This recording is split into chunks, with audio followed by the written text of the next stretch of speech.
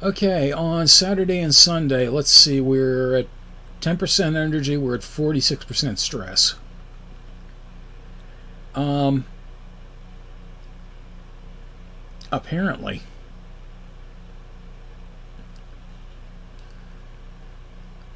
Um, I think so far, I think Joseph is about the only person in this game who isn't nuts in one way or the other. Um, I think it might be worth doing a spa to get that stress down and get our energy back up. Visit the nearest spa and stay there the whole Saturday. It's going to be a bit expensive, but the results are guaranteed. A mud bath. Okay. And we'll go ahead and relax. Okay. So let's see. Do we have anything we want to reduce or pump back up? Reduce the library and add a little to the lab. Okay. Alright. Yeah, that looks about right. Add to lab.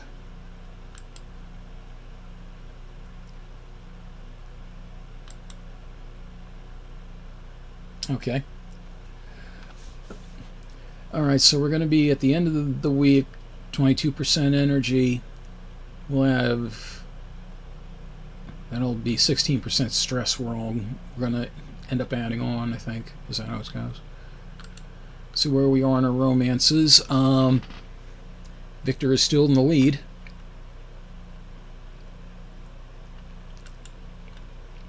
And we can start getting gifts starting week 3.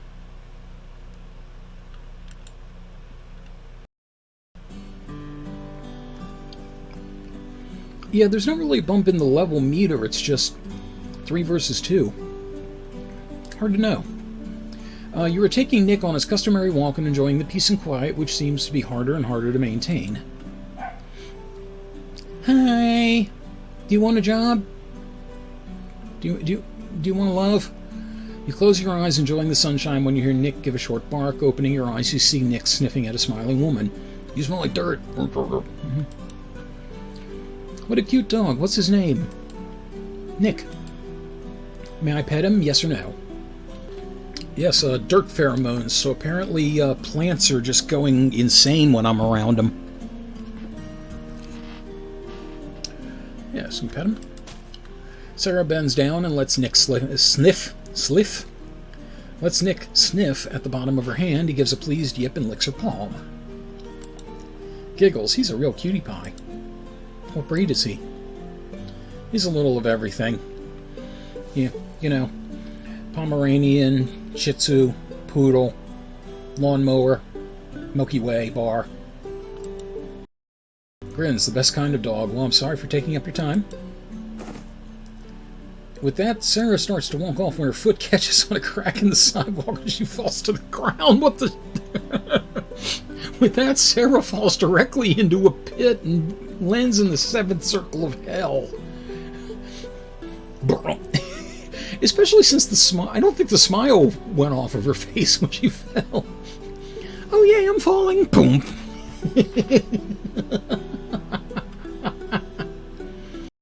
That's beautiful. Ouch. You rush over to see how she is doing, giving her an assisting arm. Just think, they were supposed to fix the sidewalks last year. Are you alright? I'm fine, really. Nothing broken except for a little bit of my pride and a couple of minor scrapes. Sarah raises the lower part of...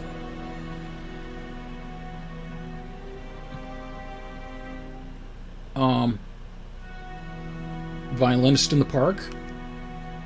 Something you want to tell us?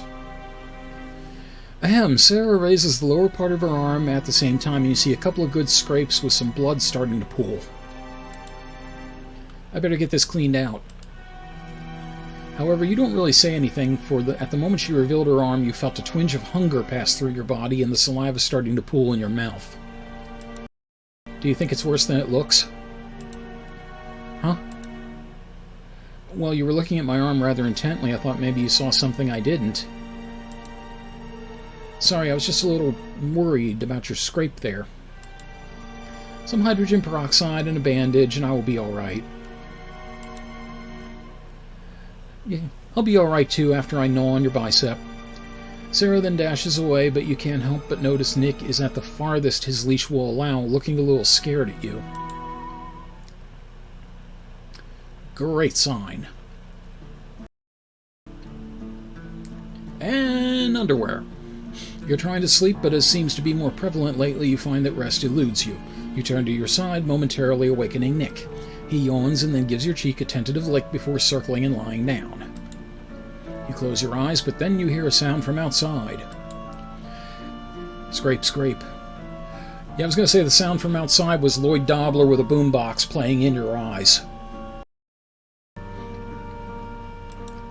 Though faint, it sounds like something is trying to climb up the wall. You know your senses have become stronger, especially when under moments of stress, but even this takes you by surprise. God only knows at this point, kitten.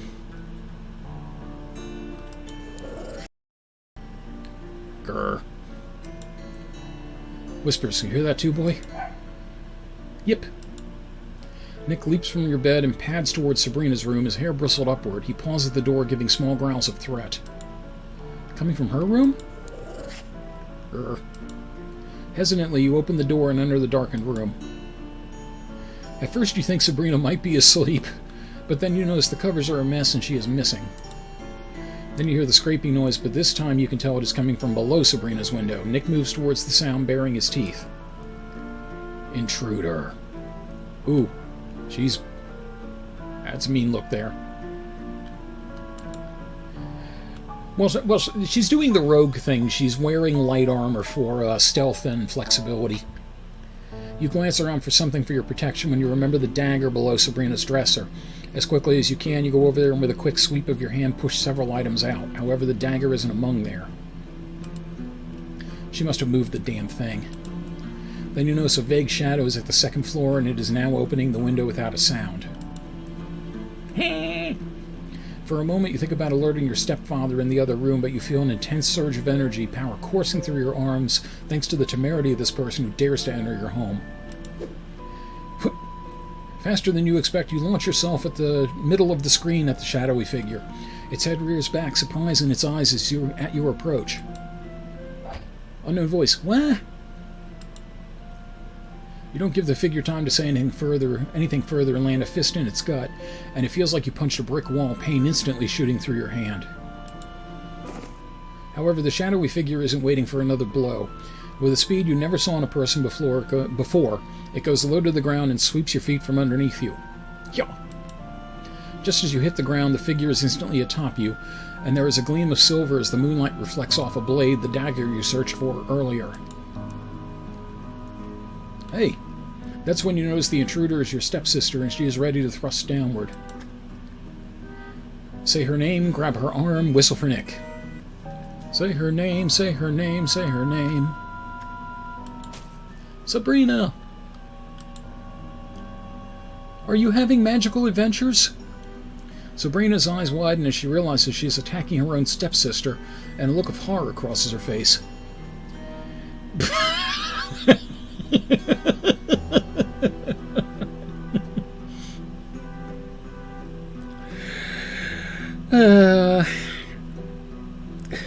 Tonight the part of Goober Slot will be played by... The knife falls from her hand and she crawls off. To herself, what did I almost do? Suddenly, light. The altercation averted, you find yourself sitting on Sabrina's bed. She is at the other end, surprise, anger, and fright playing on her face. That's when you notice the blood on Sabrina's hands and shirt. And you're doing a fine job. Sabrina, are you hurt? You grab your stepsister's hands, and once again you notice how fast her heartbeat increases with your touch. But as you examine her, you don't notice any cuts or lacerations. I'm alright, that's from the other guy. I forget what movie it was from, but it was like, you're bleeding, don't worry, it's not mine. Good. No, not good. Who is this other guy? I can't. Don't say you can't tell me. I've gone along with this long enough, but no more. Sabrina runs a hand through her hair and sighs. Fine, but you can't tell anyone else about what I tell you. Promise? Promise. In fact, pinky swear? You extend your pinky forward, and Sabrina gives a shy smile. She hooks her little finger around yours. You snap her pinky off and eat it. Delicious. Okay, I know this is probably going to sound strange, but I promise it is real. I hunt monsters. What? Like that show Muffy the Demon Killer? What? I think that was mentioned before in this game, but it's still kind of amusing to hear it. Muffy the Demon. I did actually find out there was a porno called Muffy the Vampire Lair.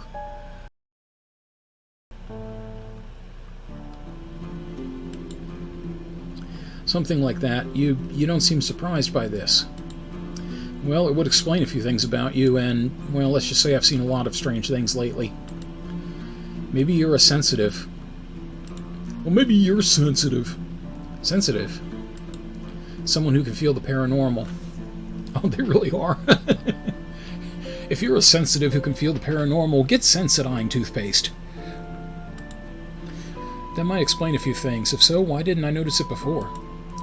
It can emerge at any time. So that man at the store... Sean, I momentarily saw pointed ears. That was real? Yes, he is one of the Sheet. Some people would call them elves. They hate that. Doesn't explain the red eyes, though. Then you start thinking about all the deliveries Sabrina has done, as well as the fact you've never seen your boss. The store, it's just a front, isn't it? Hi, Insomniosis, welcome! Good to see you! You are the other person in the chat at the moment. So congratulations, you also now get to vote on things. Nothing gets by you, you're right. The Order owns it. The boss is my immediate superior. Yay, P! Okay. Well, Insomniosis, I'll let you take over the decision-making for the moment. Order. Just the group I'm with. We call ourselves the Nightblades. I think I've heard that, well, I mean, there's the Blades from, Skyrim and the various Elder Scrolls games. I think there were in a couple of others.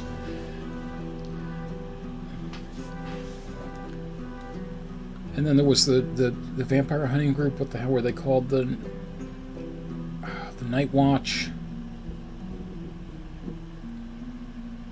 Oh man, I'm totally blanking on it, and I love Elder Scrolls.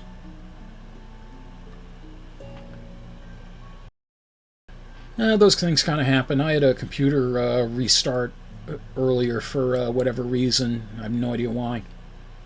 How long have you been with them? About a couple of years now. Right about the time when you started having trouble in school. It's hard to take class seriously when you know monsters walk the streets. It's taking up all your time, isn't it? I mean, your art. Every moment I'm holding a brush is time I could be practicing with my sword. Maybe. You seem unconvinced. You shouldn't have to give up what you enjoy to pursue this calling. The room remains silent for a few minutes, and then Sabrina inches a little closer to you. About the knife, I wasn't... Forget about it. You weren't expecting someone to be waiting for you. But I can't. To think that I almost... You give Sabrina a sisterly hug, and a second passes before she hugs you back. Should I ask what you were doing tonight? It would be better if you didn't.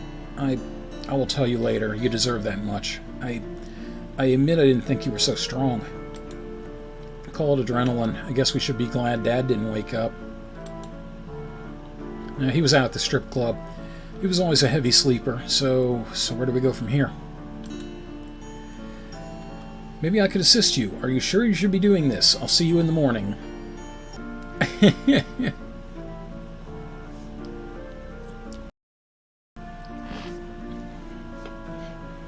Okay, maybe I could assist you. Huntress alignment, +1. This seems like it can be dangerous. Often enough, yes. Maybe I could help you. You want to get in the middle of this? Honestly, no, but I don't want to see you facing it alone either. Well, if you don't get in the middle of this, then you won't see her facing it alone. I can't let you do that. It's getting to be late. Well, later than normal. We can talk of this later. Alright. Oh, and you might want to wash up a little. It wouldn't do to come to breakfast with someone's blood on you. But he's making blood sausages. It's perfect. We'll start by killing everyone in Gravedale High except for Rick Moranis. True. The most interesting part of the day was when a customer asked for a refund and they're to recycle. Okay, whatever.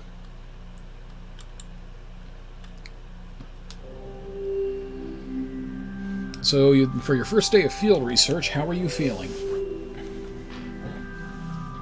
I feel like I'm in a field researching stuff. Wore out. I don't think I've walked so far in my whole life.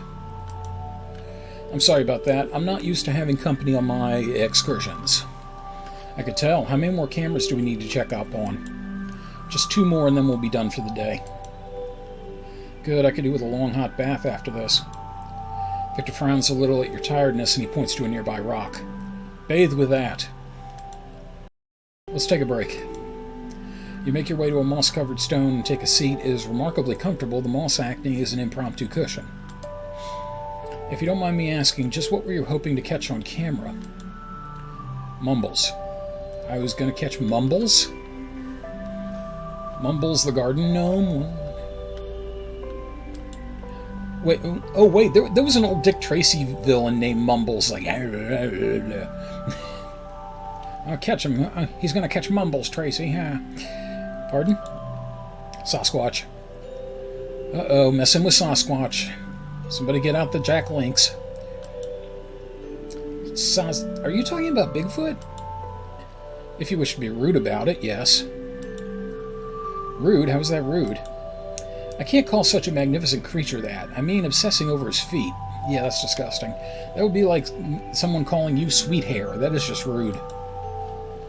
Well, I would first correct them on my name, and if they continued... Wait, sweet hair? Blushes, mumbles. The Sasquatch. Okay, if he ever mumbles again, I'm going to assume he's saying Sasquatch. Victor, what was that about my hair? I'm sorry, I shouldn't have said anything. Just as we walked together, your hair, well, it reminded me of strawberries. Oh, maybe that's where she remembered the strawberry ice cream. Well, I had been trying a new shampoo. I didn't think anyone would notice. I've been trying a new shampoo. It's essence of dirt. Blush deepens. Then more fools they. I guess he's trying to get all Shakespearean there, but... Strawberries and dirt and mushrooms and cleaning chemicals and... whatever drinks got thrown at her at the bar. The silence drags out for a few more minutes until the ambient sounds of the woods becomes more prevalent. So, do you believe the big Sasquatch is real? Big boss man Sasquatch? Have you seen one? Did he serve hard time? No, but there has been enough circumstantial evidence I find convincing. Footprints, hair samples, audio recordings, the whole thing. I also read his blog on a regular basis. Well, I would be very excited if you happen to find something. If we found something, I'd like to think you would be there by my side to share the credit, of course. Of course. The credit. Victor looks toward the skies and he frowns slightly. His arm brushes your leg and you feel your hair stand up. Something wrong? There's going to be a storm in about 15 minutes. 15 minutes? Are you sure? Trust me, I know. You briefly think back to when you met Victor several weeks ago, and at that time he accurately predicted the arrival of a storm. I know. Alright, let's get going. You stand up and start making your way through the woods to where you parked, however the clouds start to darken overhead. I'm guessing they checked the last 2 cameras. Then faint drops of rain start to fall, which feels rather refreshing on your skin after a day of hiking through the woods. If you don't mind me asking, how do you know when a storm is going to start up? I don't know how to describe it. You ever have an itch which you can't scratch? It is sort of like that. When I feel it, I know there is about a half hour to get out of the rain. Have you always had this ability? Victor is silent for a couple of minutes as you both make your way around some large rocks. Suddenly, Victor's eyes widen and he darts ahead. You start to follow in step, but Victor waves you back. Stay right there. Your eyes shut involuntarily as you see a burst of light arc down from the sky and hit the spot where you were standing just a few seconds before. Victor's body is briefly outlined by the surge of lightning. Victor? Raiden, Thor, Zeus, take your pick.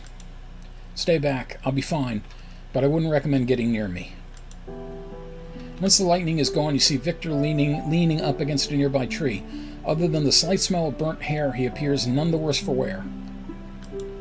How is this possible? How long has this been going on? About 3 or 4 years. As for how it is possible, your guess is as good as mine.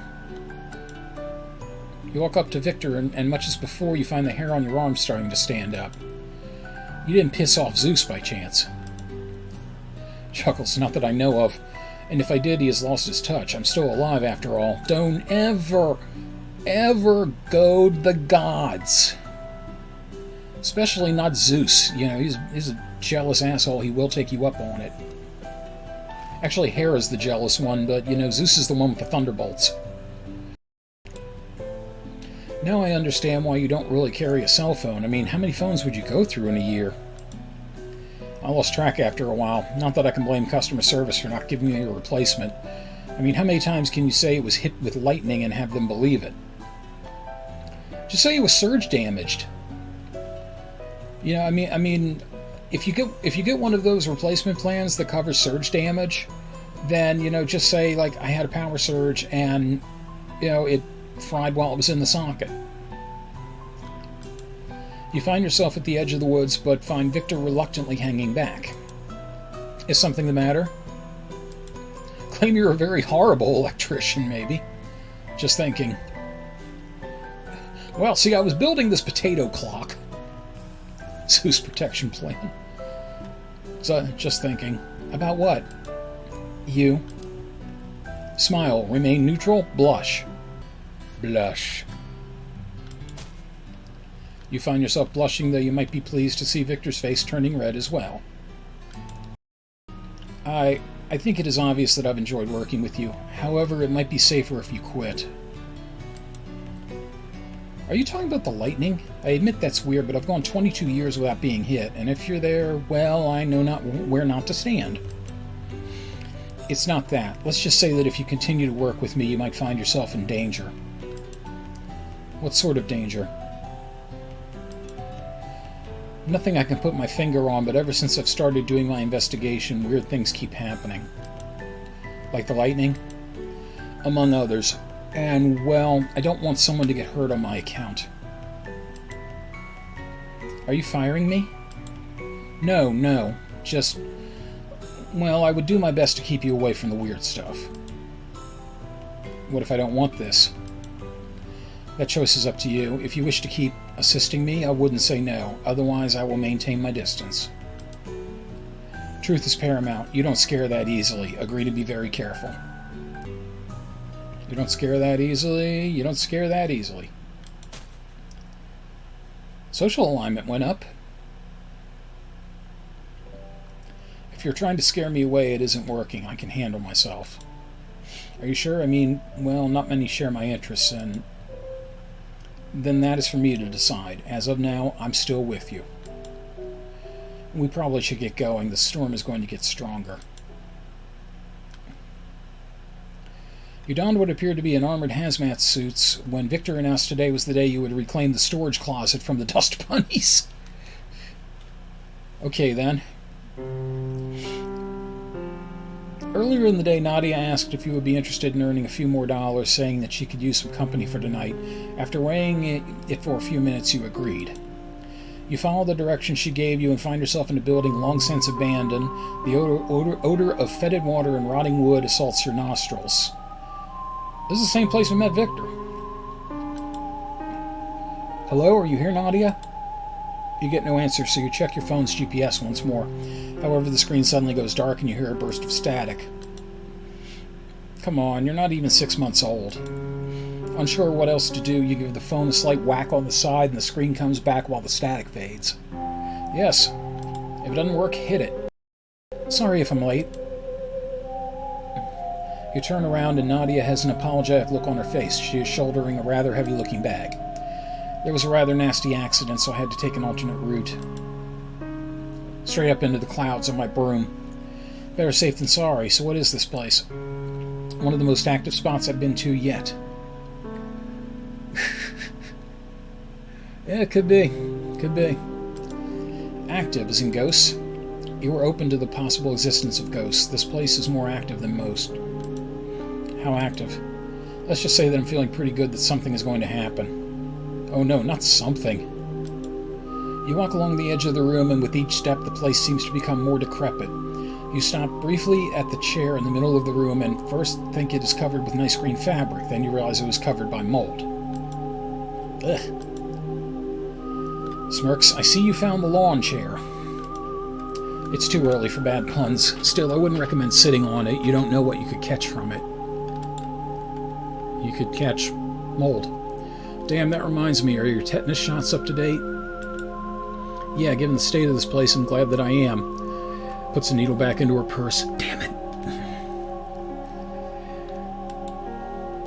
If you do this for any length of time, vaccinations are a must. Some researchers even go for rabies shots just to be on the safe side.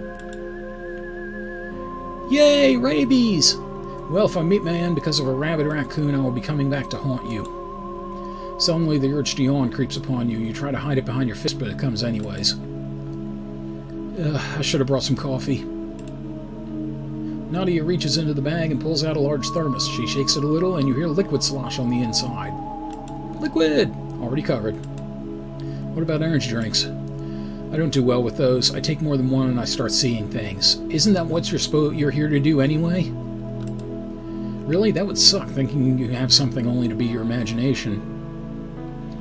Yes, basing your whole life around it, and it turns out it's just your imagination. That would be terrible.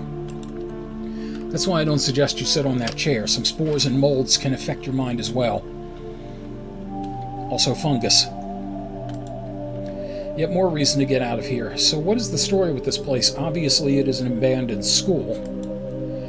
Nods. When they built the new high school, they couldn't find a buyer for the land, so here it decays. Yeah, we got a bank in the town next to me just like that. It's been just closed for, God, gotta be about 2.5 decades or better now. I don't recall anything tragic happening here. The school had its own moments, but you're right, things were rather quiet with the school. Now it was what came before the school. Are you going to tell me it was built on some kind of cemetery? In a way, are you familiar with the story of Skinner Jane? FBI Director Skinner Jane? The Rule 63 of the X-Files? Of course, she was some kind of outdoors woman known for her leatherwork, except a lot of her material didn't come from animals. Oh boy. Well, you have to admit, sources of the two-legged variety were rather common. As you might guess, she had a workshop, for lack of a better term.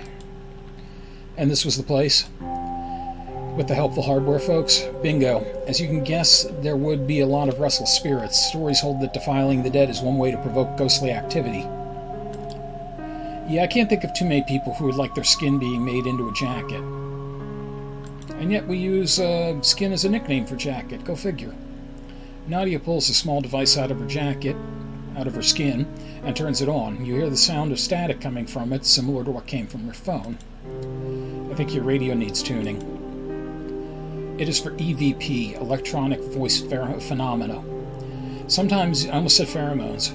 Sometimes you will get words, sentences out of it. Of course, you have to be careful of you have to be careful of that. What? That is when you perceive something and put some meaning into it, although it came about randomly, like a mountain that seems to have a human face. So, Mount Rushmore? Got it. No, I don't. So, before you can say anything further, the static from the device dies down and you can make out a faint but threatening voice. EVP, leave now. Is this some kind of practical joke? No. And you hear what I'm hearing? Yes. Coming for you. I don't think we're welcome. Funny, but... No, it's not funny. Holy shit. Wow, oh, seriously? Seriously, you can draw anything you want for a ghost in this, and this is what you give us. Anything at all. And this is what you do.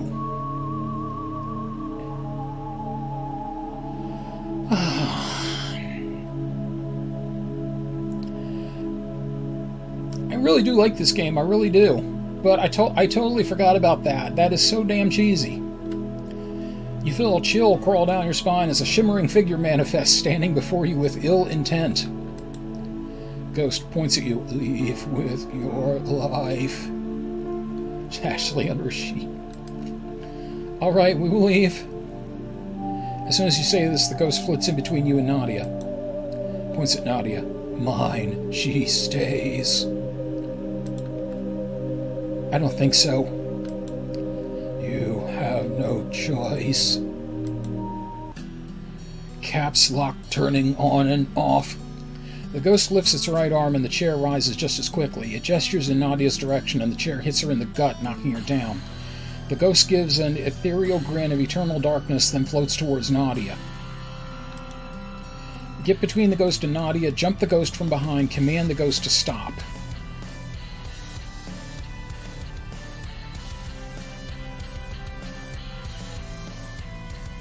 And whatever you do, play some raucous metal while you're doing it.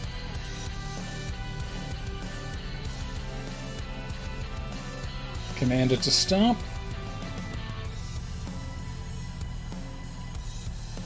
Yeah, somehow. Stop! The ghost turns momentarily and shakes its head at you. It continues to make its way to Nadia. Are you weak? Are you strong? Command it. I said stop! The ghost trembles with your last yell, and it looks like small tears are opening up within the sheet. The sheet, yeah. Dead are dead, you. The ghost is fixated on you when you notice Nadia's arm twitch. Nadia rises up, one arm gingerly holding her ribs, but the other arm holding a pentagram pendant in it. Caitlin, close your eyes. But... Oh, I should have closed my eyes, damn. Before Nadia can answer, a white light fills the room and you hear a spectral howl from the ghost. Its body shreds into pieces of flimsy white that disappear entirely. What just happened? It's gone for now, and probably forever. And I am literally like blinking after you get like high beam flash. And you? Some would call me a witch.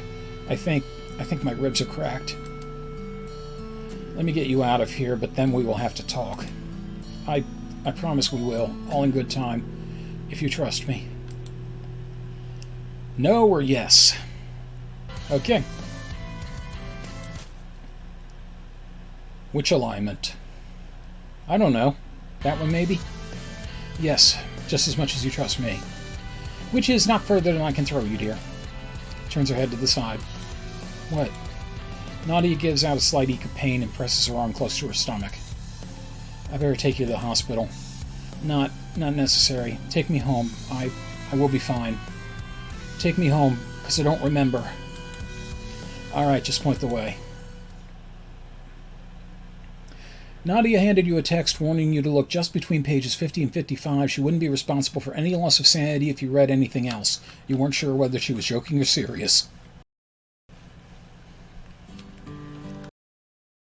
Well, this is fancy. You were done for the day, but decided to stop at a nearby eatery to pick up something before you head home.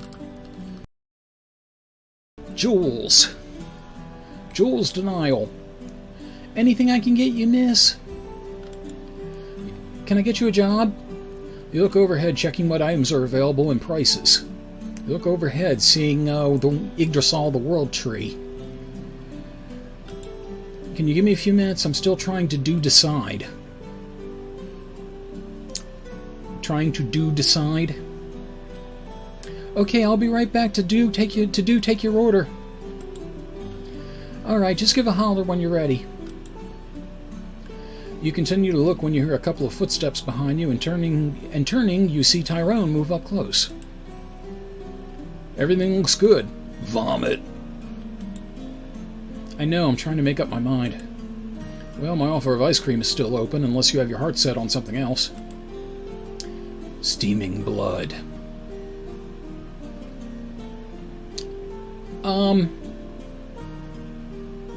The shit. I was going to say steak tartare, but that wouldn't be steaming. You feel a hand on your shoulder and a concerned look on Tyrone's face.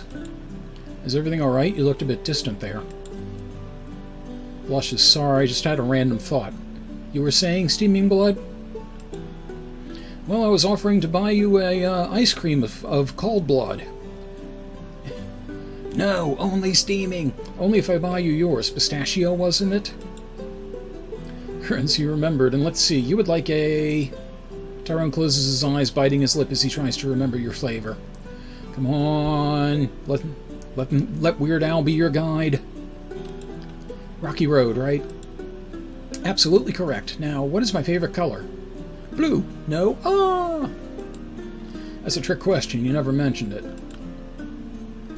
Tyrone orders a Rocky Road ice cream, while for the moment the thought of blood red fills your mind. Are they still in the same restaurant?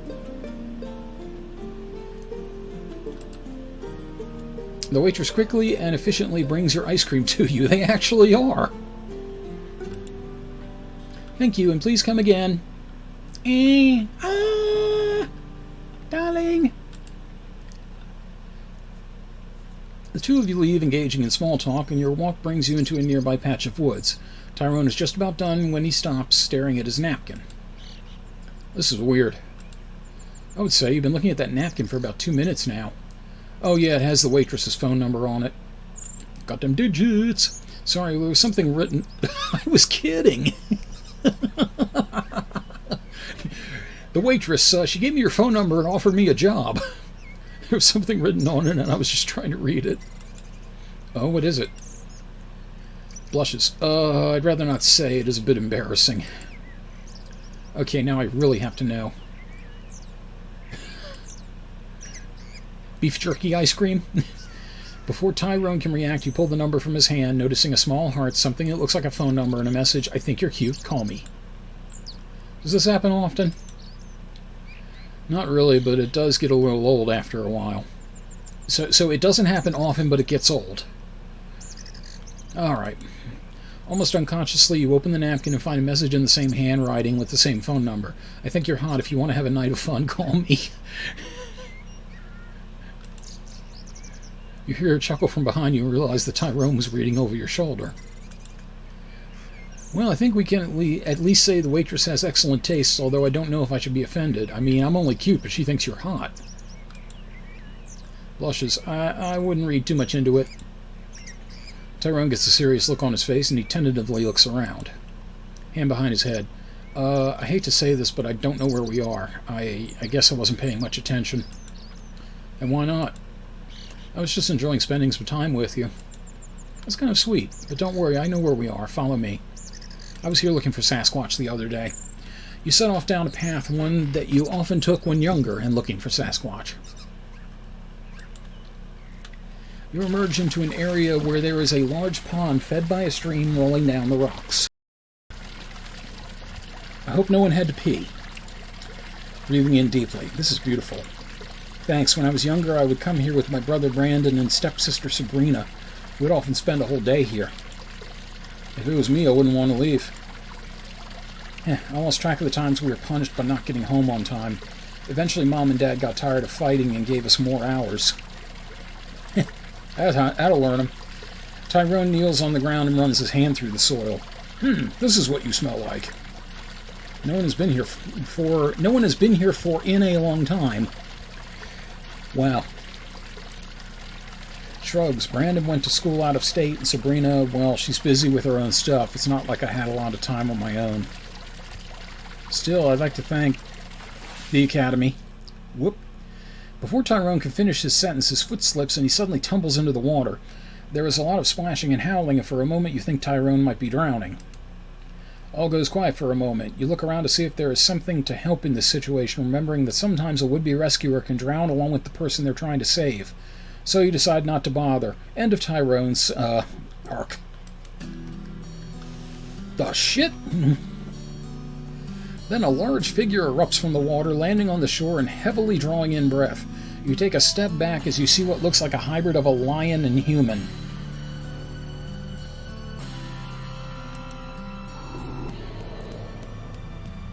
Yeah, what he said. Tyrone, is that you? The werelion looks at you and gives a slight nod of his head. Then, to your surprise, it starts to shake, sending water everywhere and drenching you in the process. Hey, look how well you do that. The werelion shrinks down from your admonishment, then its form starts to change, growing smaller and less hairy until Tyrone stands before you. Somehow with his shirt back on. Sorry about that. Sometimes I act before I think. Are you alright? I didn't think the bank would give way like that. I'm fine, I was just surprised. Mufasa. I'll say. Oh my god, it's Ranma. You seem to be taking this pretty good, all things considered. What do you mean? Most people, if they see, well, someone like me, they'll usually run off screaming or curl into a ball. Would it soothe your ego if I did scream? By this point, Kitten, there's really no reason why she should have any, reaction at all. I mean, she's, she's a vet, I mean, there's going to be a 1,000-yard stare eventually, but, she's seen some shit. No, it's just unusual for someone to be as nonchalant as you. So now I'm weird. Someone who seems to be some kind of nightmare creature calls me weird. Ooh, well, this is getting, well, there is something different about you. Because I didn't get all frightened. Among other things, your scent. My scent? Look, if you were talking about last week, I'm sorry you got sick, but... Shakes his head. No, this is different. It reminds me of myself a little. It puts me in mind of a predator. Predator, I can assure you that I've never changed into a cat in my life. I do, however, go on intergalactic hunts once in a while. It's not that, but... Look, would you mind if we talk about this later? Fine, but I think I'm owed a few answers. I mean, if you're a werelion, is it a problem going to school? Not really. I can control my shifting, at least most times.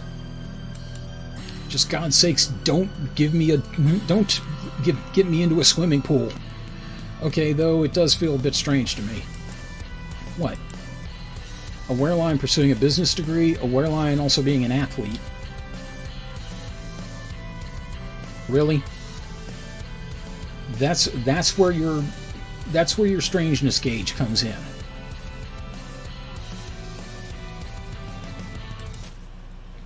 And we went up on the athlete alignment. Just the idea of a werelion trying to get a business degree. I mean, that is not a sentence I ever thought I would utter in my life.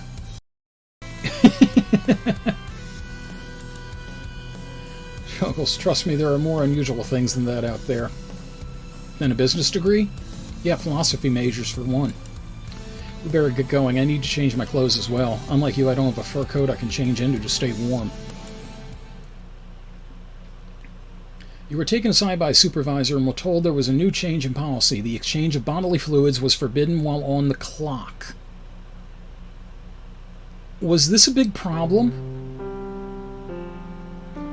You stir once more from your slumber, the welcoming sun warming you with its rays. You've grown accustomed to the lethargy suffusing your body. Despite everything that's happened, you haven't been able to piece together a direct cause for your current state of being. Yip yip. You glance down at your dog and smile as he continues to sleep at the foot of your bed. His legs move quietly in the air as he continues to dream of chasing rabbits.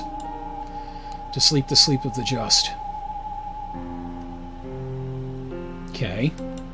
You make your way to your dresser and take a deep, hard look at your reflection.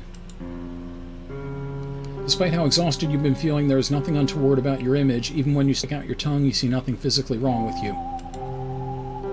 You open the top drawer to pull out a pair of socks when a wave of hunger rolls through you. You eat the socks. However, this one is so intense you shut your eyes tight and hold on to the dresser for support. Whoa.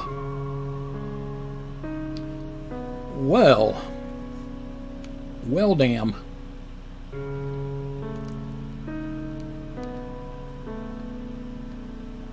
When it subsides, you glance once more towards the mirror and are taken aback by your reflection. Mimicking every action, it is you, but one that looks very different.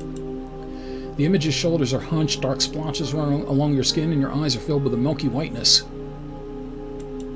The great milky whiteness of Milky Way. What is the meaning of this? You quickly look down at your extremities, and much to your relief, your arms and legs retain their healthy glow. You look back at the mirror and tentatively raise your left hand and give it a wave, and your diseased reflection repeats the action perfectly. You turn around and start shaking your head. And she's a gold grump. This can't be happening. How do you think it feels from my perspective? This voice is one that you are intimately familiar with, one you've heard every day of your life, since it is yours. You turn around, to your surprise, you see your reflection leaning up against the edge of the mirror. Hello, beautiful. Who are you? Your reflection gives a slight curtsy, I guess that's what that was, though you could almost swear that some strands of hair fell off as she did so. That's a silly question, but I'll humor you.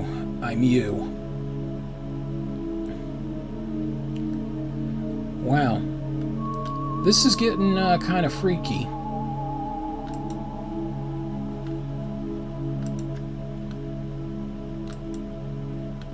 So we're going to save right there.